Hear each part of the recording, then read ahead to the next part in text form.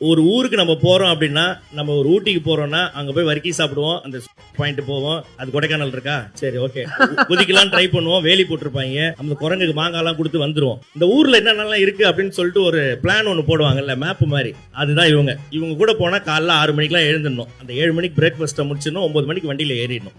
அது மாதிரி தான் நானும் தாடி பாலாஜியும் ஒரு தடவை வந்து லிட்ரலி வந்து பார்த்தீங்கன்னா மாட்டிக்கிட்டோம்னு சொல்லலாம். ஆனா அதுக்கு போய் பேக் ஸ்டோரி நான் சொல்றேன்.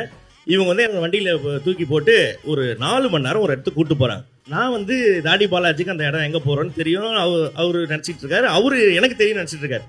டீடி கூட்டு போனா நல்லா இருக்க பார்க்கணும். சரி அப்பெல்லாம் எல்லாம் போயிட்டு நம்ம வந்து ஒரு ஸ்டாட்ஃபோர்ட் அப்படின்ற ஒரு இடத்துக்கு போயிட்டு இருக்கோம். வாழ்க்கையில் அது மாதிரி ஒரு இடம் கேள்விப்பட்டதே கிடையாது. அங்க போயிட்டு இறங்கினதுக்கு அப்புறம் தான் வில்லியம் ஷேக்ஸ்பியரா கரெக்டுங்களா, அவருடைய வீடு, அவர் படுத்திருந்த பெட்டு, அவர் எழுதினது, அவர் யூஸ் பண்ண பேனா, இதெல்லாம் பார்த்தோம். பார்த்துட்டு வந்து எல்லாம் முடிச்சதுக்கு அப்புறம் தாடி பாலாஜி வெளில வந்து கேட்கறா, ஏமா இவர் யாருமான்னு கேட்டார். ஸ்டாட்ஃபோர்ட் அப்பான் ஏவான், அதுதான் அவர் பிறந்த ஊரு. அதுல அவரோட வீடு இருக்கும், அவரோட ரூம் எல்லாமே இருக்கும். அது என்னன்னா அந்த இடத்துக்கு போயிட்டு வரும்போது அங்க இருக்கிற விசிட்டர்ஸ் எல்லாம் எழுதலாம் அவங்களோட புக்ல, இங்க வந்தோம் நாங்க வில்லியம் ஷேக்ஸ்பியர் பார்த்த இடம் வந்து உலகத்தோட எல்லா பகுதிகள்ல இருந்தும் அங்க வந்து எழுதியிருப்பாங்க. ஆனா அதுல வந்து மாக்காப்பா தமிழ்ல எழுதிட்டு வந்தாரு. மாக்காப்பான்னு பேர் எழுதி, நாங்க இங்க வந்தோம், ரொம்ப சந்தோஷமாக இருந்தது எங்களுக்கு, வில்லியம் ஷேக்ஸ்பியர் பிறந்த இடத்தை பார்ப்பதில் எனக்கு மிகுந்த மகிழ்ச்சி அப்படின்னு எழுதிட்டு வந்தாரு. அது வந்து இப்போ வரைக்கும் அங்க இருக்கு.